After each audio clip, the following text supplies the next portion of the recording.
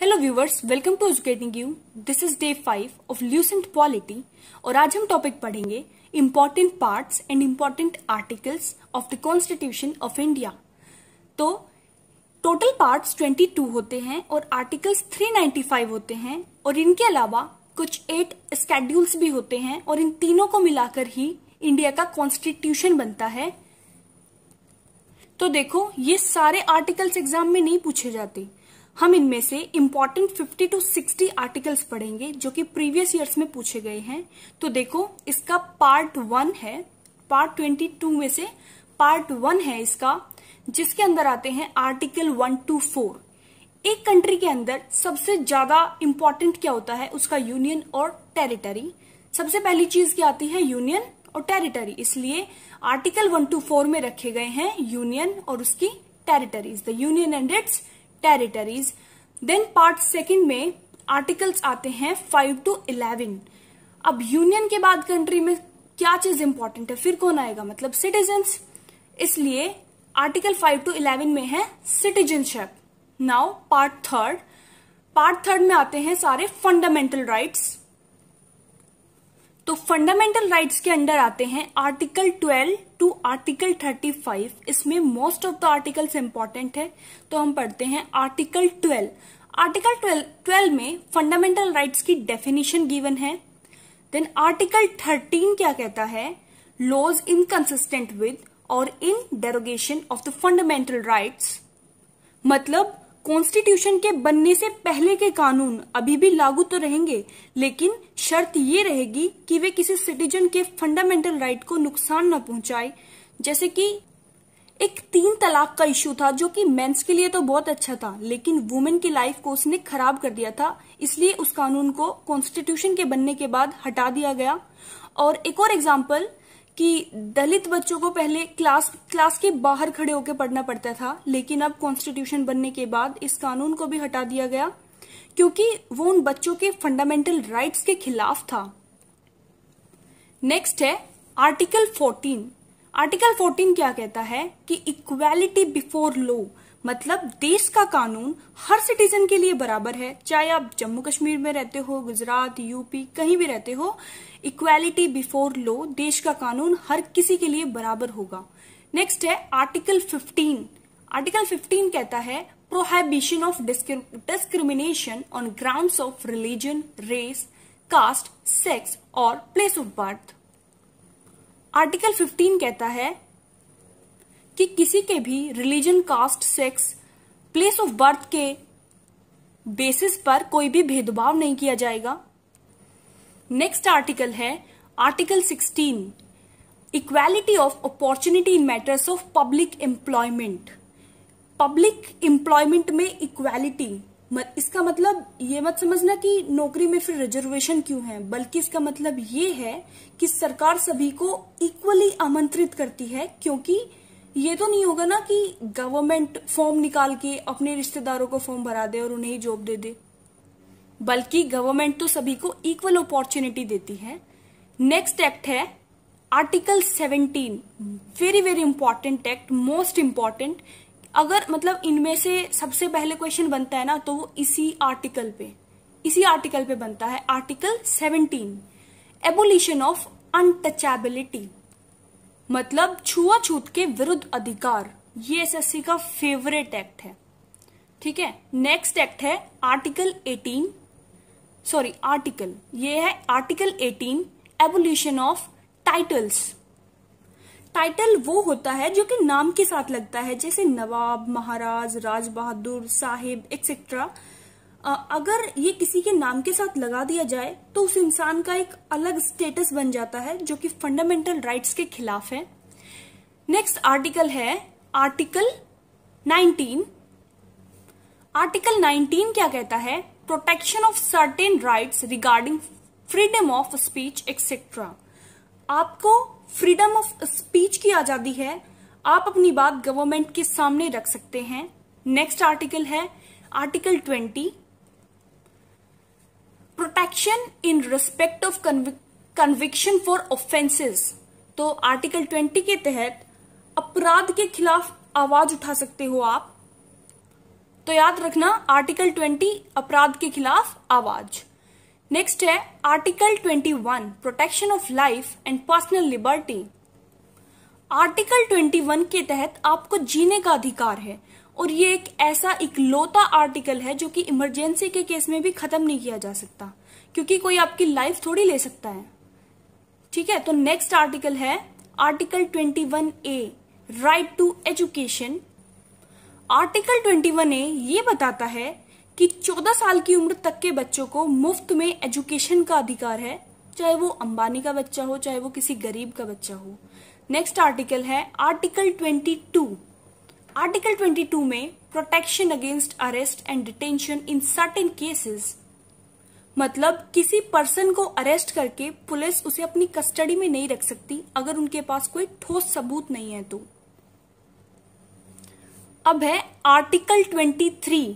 Article 23 में prohibition of traffic in human beings in forced labour, मतलब कोई किसी को अपना बंधुआ नहीं बना सकता और कोई मतलब मजदूरी करने के लिए फोर्स नहीं कर सकता। तो ये फ्रीडम किसके तहत मिलती है? आर्टिकल 23 के। नेक्स्ट है article 24 prohibition of employment of children in factories, मतलब बच्चों से काम नहीं कराया जा सकता। अगर कोई बच्चा 14 ईयर्स का नहीं हुआ है तो उससे फैक्ट्रीज में या फिर कहीं और कोई फोर्सफुली काम नहीं करा सकता। नेक्स्ट आर्टिकल है article 25 freedom of conscience and free profession practice and propagation of religion. इस देश के अंदर आप जो धर्म चाहो उसे अपना सकते हो, ये कौन कहता है? आर्टिकल 25। बाकी ये ज्यादा इंपॉर्टेंट नहीं है। अब है article 29 protection of interest of minorities. Minorities अपने इंटरेस्ट के हिसाब से काम कर सकते हैं, तो आर्टिकल 29 के अंडर कि माइनॉरिटीज अपने इंटरेस्ट के हिसाब से काम कर सकते हैं। नेक्स्ट है आर्टिकल 30। आर्टिकल 30 में right of minorities to establish and administer educational institutes. Article 30 के तहत माइनॉरिटीज को भी अधिकार है कि माइनॉरिटीज भी अपने खुद के एजुकेशनल इंस्टीट्यूट्स खोल सकते हैं, जैसे कि हमारी कंट्री में मुस्लिम्स को माइनॉरिटीज में काउंट किया जाता है। तो जो ये मदरसे खुलते हैं इनमें आर्टिकल 30 के तहत इन्हें गवर्नमेंट से फाइनेंशियली हेल्प भी की जाती है। तो इसमें नेक्स्ट आर्टिकल है article 31C saving of laws giving effect to certain directive principles, मतलब ऐसी पॉलिसीज जो लोगों के फेवर में है हमें उन्हें बचाना है। नेक्स्ट आर्टिकल है article 32 remedies for enforcement of rights conferred by this part. इसमें मैं कहूंगी कि ये सब आर्टिकल्स का मतलब बाप आर्टिकल है आर्टिकल 32, क्योंकि ये एक ऐसा आर्टिकल है, ये कहता है कि अगर कोई व्यक्ति फंडामेंटल राइट्स को ना मानते हुए आपका शोषण कर रहा है तो आप सुप्रीम कोर्ट का दरवाजा खटखटा सकते हैं। तो ये वेरी इंपॉर्टेंट आर्टिकल आर्टिकल 32। अब है आर्टिकल 39A। आर्टिकल 39A में equal justice and free legal add, मतलब जो पुअर लोग अपने केस के लिए एक लॉयर को अफोर्ड नहीं कर सकते उन्हें फ्री सर्विसेज दी जाएगी और उन्हें जस्टिस भी मिलेगा। तो ये था article 39A equal justice and free legal aid. Next है article 40 organisation of village panchayats, मतलब विलेज पंचायत्स ऑर्गेनाइज करी जाएंगी, गांव में भी पंचायत का आयोजन किया जाएगा। Article 42 provision for just and human conditions of work and maternity relief. Article 42 के तहत मैटरनिटी लीव्स को दे जाने का फैसला किया गया। किसको? मैटरनिटी लीव्स, ध्यान रखना आर्टिकल 42। फिर है article 44 uniform civil code for the citizens. For example जैसे कि स्कूल्स में मतलब सभी के लिए समान यूनिफॉर्म होगी जिससे कि रिच और पुअर में डिस्क्रिमिनेशन ना हो सके। तो यूनिफॉर्म सिविल कोड किसके अंडर में आता है? आर्टिकल 44 के। अब है आर्टिकल 48। आर्टिकल 48 में organisation of agriculture and animal husbandry, agriculture and animal husbandry के लिए है आर्टिकल 48। नेक्स्ट में है article 48A, protection and improvement of environment and safeguarding of forests and wild life. मतलब हमें फॉरेस्ट और वाइल्ड लाइफ को बचाना है, किस आर्टिकल के तहत? आर्टिकल 48 के तहत। नेक्स्ट है article 49, protection of monuments and places and objects of national importance. मतलब हमारी कंट्री की जो मॉन्यूमेंट्स नेशनली हमें प्रोमोट करती है, नेशनली इंपॉर्टेंट है, हमें उन्हें भी सेव रखना है, प्रोटेक्ट रखना है, उन्हें किसी भी कारण से हार्म नहीं पहुंचाना है। तो मॉन्यूमेंट्स के लिए है, मॉन्यूमेंट्स की प्रोटेक्शन के लिए है आर्टिकल 49। नेक्स्ट है article 51, promotion of international peace and security. Article 51 international peace को प्रोमोट करता है, जिससे कि बाकी नेशंस के साथ हमारे रिलेशंस अच्छे बने रहे। नेक्स्ट है आर्टिकल 51A, जो कि फंडामेंटल ड्यूटीज के लिए है। इसके अंदर सारी फंडामेंटल ड्यूटीज आती हैं। This is very very important act. Article 51A, इसके अंदर में आती हैं सारी फंडामेंटल ड्यूटीज। और अगर पूछा जाए कि फंडामेंटल ड्यूटीज किस पार्ट में आती है, तो पार्ट 4A में और आर्टिकल 51A में फंडामेंटल ड्यूटीज आती हैं। शायद मैंने पार्ट 3 के बारे में नहीं बताया, एक मिनट, हाँ, पार्ट 4 के बारे में नहीं बताया था। पार्ट 4 है directive principles of state policy. इस पार्ट के अंदर जो आर्टिकल्स हैं, इन सब का एक ही डिस्क्रिप्शन है कि इनके अंडर में कुछ सोशल या इकोनॉमिक कंडीशंस बनाई जाती है ताकि citizens can lead a good life. तो ये था पार्ट 4। फिर पार्ट 5 है द यूनियन। इसमें आर्टिकल 52 में ये बताया गया है कि the president of India, article 52 बोलता है कि भारत का एक राष्ट्रपति होना जरूरी है, ये पद खाली नहीं रह सकता। मतलब भारत के लिए एक राष्ट्रपति यानी कि प्रेसिडेंट भी चुना जाएगा। ये कौन कहता है? आर्टिकल 52। देन है article 53, executive power of the union, कि प्रेसिडेंट के पास यूनियन को चलाने की पावर होती है। फिर आर्टिकल 54, इलेक्शन ऑफ प्रेसिडेंट, इसके अंडर में प्रेसिडेंट के लिए इलेक्शन होते हैं। आर्टिकल 54 ये बताता है कि भारत का राष्ट्रपति, इंडियाज प्रेसिडेंट, एक सिलेक्टेड होगा, ना कि नहीं, प्रेसिडेंट इलेक्टेड होगा ना कि सिलेक्टेड। मतलब इलेक्शन होकर ही प्रेसिडेंट बनेगा, ऐसे ही किसी को सिलेक्ट करके नहीं बना दिया जाएगा। तो ये वेरी इंपॉर्टेंट कि आर्टिकल 54, और ये क्वेश्चन CGL 2019 में आ चुका है। नेक्स्ट है article 61, again very important. Article 61, procedure for impeachment of the president. मतलब कि प्रेसिडेंट को उसके पद से हटाने का केवल एक ही तरीका है, वो है इम्पीचमेंट। मतलब अगर उसने कोई भारी क्राइम कर दिया हो, इम्पीचमेंट का मतलब कोई क्राइम, अगर प्रेसिडेंट कोई भारी क्राइम कर दे तभी उसे उसकी पोजीशन से, उसके पद से हटाया जा सकता है। और ये किसके अंडर आता है? Article 61, very important. Then article 63, the vice president of India, कि इंडिया के लिए एक वाइस प्रेसिडेंट भी बनाया जाएगा। आर्टिकल 64 में vice president to be ex officio chairman of the council of states. मतलब वाइस प्रेसिडेंट लोकसभा का चेयरमैन भी होगा। ये कौन बताता है? Article 64, vice president to be ex officio. Ex officio क्यों कहा गया? क्योंकि ये पहले से ही एक पोस्ट पे है और इन्हें एक और पोस्ट मिल गई चेयरमैन की लोकसभा के अंदर, काउंसिल ऑफ स्टेट। मतलब राज्यसभा, नहीं, लोकसभा नहीं, काउंसिल ऑफ स्टेट होती है राज्यसभा, और लोकसभा क्या होती है? House of the people. तो काउंसिल ऑफ स्टेट यानी कि वाइस प्रेसिडेंट ही राज्यसभा का चेयरमैन होगा। Article 66, election of vice president. Article 66 में इलेक्शन होंगे वाइस प्रेसिडेंट के लिए। Then article 72, power of president to grant pardons etc. and to suspend, remit or commute sentences in certain cases.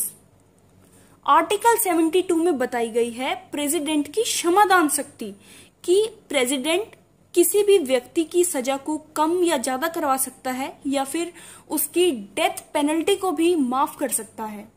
तो ये है article 72। Next article 76 attorney general for India. Attorney general क्या होता है, किसे कहते हैं हम अटॉर्नी जनरल? अटॉर्नी जनरल वो होता है जो कि इंटरनेशनल लेवल पे इंडियन गवर्नमेंट की लीगल प्रोसीडिंग्स को रिप्रेजेंट करता है, इसीलिए फर्स्ट लॉ ऑफिसर भी इसे ही कहा जाता है। मतलब अटॉर्नी जनरल को और क्या कहा जाता है? First law officer of India. Next है आर्टिकल 79 कॉन्स्टिट्यूशन ऑफ पार्लियामेंट। इसके अंदर यूनियन के लिए पार्लियामेंट को बनाया गया कि there shall be a parliament in the country. Next है article 80 composition of the council of states, यानी कि राज्यसभा।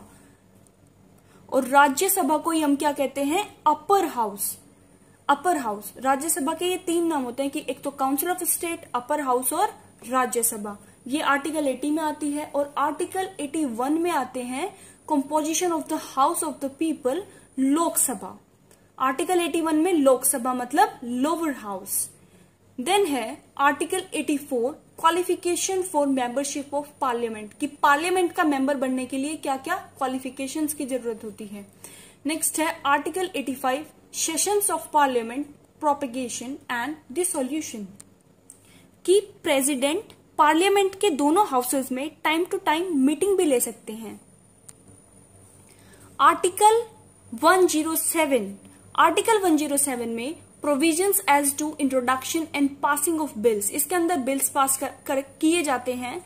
देन आर्टिकल 108 में joint sitting of both houses in certain cases, मतलब अगर कोई केस ऐसा हो गया है कि दोनों हाउसेज के बीच में कोई डिसएग्रीमेंट चल रहा है तो वो एक साथ बैठकर जॉइंट सिटिंग में वो चीजों को कंसल्ट भी कर सकते हैं। देन है article 110 definition of money bills.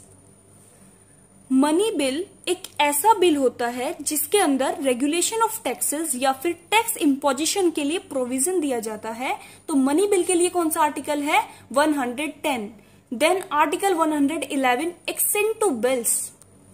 Assent to bill मतलब जब कोई बिल पार्लियामेंट से पास होकर प्रेसिडेंट के पास जाता है तो प्रेसिडेंट डिसाइड करता है कि ये बिल डिक्लेयर किया जाएगा या नहीं। तो assent to bills 111। Then article 112 annual financial statement budget, इस आर्टिकल के तहत बजट रेडी किया जाता है। तो article 112। Article 123 power of president to promulgate ordinances during recess of parliament. जब पार्लियामेंट का कोई भी हाउस काम नहीं कर रहा होता, मतलब छुट्टी पे होते हैं, तो प्रेसिडेंट को ही लॉ मेकिंग पावर दी जाती है। तो ये पावर प्रेसिडेंट की आर्टिकल 123 में आती है। Then article 124 establishment in constitution of supreme court, मतलब एक सुप्रीम कोर्ट भी कंट्री में होगा। ये किस आर्टिकल में आता है? 124। Article 131 original jurisdiction of supreme court, मतलब power to hear a case for the first time, जो कि प्रेसिडेंट के पास होती है। Then article 134 appellate jurisdiction of supreme court in regard to criminal matters, मतलब किसी पुराने केस में अगर कोई एरर है तो सुप्रीम कोर्ट उसे लीगली करेक्ट भी कर सकता है। और ये ऊपर ये भी सुप्रीम कोर्ट की ही पावर थी कि वो किसी केस को फर्स्ट टाइम सुन सकता है। आर्टिकल 137 रिव्यू ऑफ जजमेंट्स और order by the supreme court, अगर सुप्रीम कोर्ट ने कोई जजमेंट या ऑर्डर दे दिया है तो वो इसमें आगे चल के कोई चेंज भी कर सकता है, मतलब अपने डिसीजन को दोबारा से रिव्यू भी कर सकता है। तो ये है article 137। Then article 143 power of president to consult supreme court, इसमें प्रेसिडेंट को पावर दी गई है कि वो लीगली सुप्रीम कोर्ट से डिस्कशन भी कर सकता है। आर्टिकल 148 में comptroller and auditor general of India, कि इंडिया में एक कॉम्प्ट्रोलर और ऑडिटर जनरल भी होंगे। कॉम्प्ट्रोलर कौन होता है? ये एक हाई लेवल एग्जीक्यूटिव होते हैं that overseas the financial procedures. और ऑडिटर जनरल कौन होते हैं? ये एक सीनियर सिविल सर्वेंट होते हैं जो कि गवर्नमेंट की अकाउंटेबिलिटी को और भी इम्प्रूव करते हैं। और ये दोनों किसके अंदर आते हैं? आर्टिकल 148। देन आर्टिकल 239 से 241 तक द यूनियन टेरिटरीज, 243 से 243O तक द पंचायत्स। आर्टिकल 301 to 307 इसके अंदर आते हैं ट्रेड एंड कॉमर्स। ट्रेड और कॉमर्स का मतलब होता है, कॉमर्स मतलब ट्रेड को करने की प्रोसेस। तो ट्रेड एंड कॉमर्स किसके अंडर में आते हैं? Article 301 to 307। आर्टिकल 315 में public service commissions for the union and for the states, इसमें यूपीएससी और पीसीएस ये सब आर्टिकल 315 में होते हैं। आर्टिकल 324 इलेक्शन कमीशन के सुपरिटेंडेंस, उसके डायरेक्शन और कंट्रोल के लिए है। तो इलेक्शन कमीशन के लिए कौन सा आर्टिकल है? आर्टिकल 324। देन आर्टिकल 326 इसमें ये है एज सफरेज के लिए। एज सफरेज मतलब कि हाउस ऑफ द पीपल यानी लोकसभा और लेजिस्लेटिव के इलेक्शन के लिए मिनिमम एज 21 रखी गई है। और ये age suffrage 21 years minimum age, ये किस में है? आर्टिकल 326 में। देन आर्टिकल 330 में सर्टेन क्लासेस आती हैं। क्लासेस मतलब एससीज, एसटीज और या फिर ओबीसी के लिए स्पेशल प्रोविजंस, जो स्पेशल रिजर्वेशंस होते हैं वो आर्टिकल 330 में होते हैं। देन आर्टिकल 343 से 351 इसके अंदर ऑफिशियल लैंग्वेजेस आती हैं। Next article 370 very important, temporary, transitional and special provisions. Article 370 ने जम्मू कश्मीर को एक स्पेशल स्टेटस दिया कि ये स्टेट अपने लॉज खुद बना सकता है। तो जम्मू कश्मीर के लिए जो स्पेशल एक आर्टिकल है वो है आर्टिकल 370। तो ध्यान रखना। So that's it for today's video. मैंने सभी आर्टिकल्स को बेस्ट टू बेस्ट एक्सप्लेनेशन की कोशिश की। I hope you understand all of this.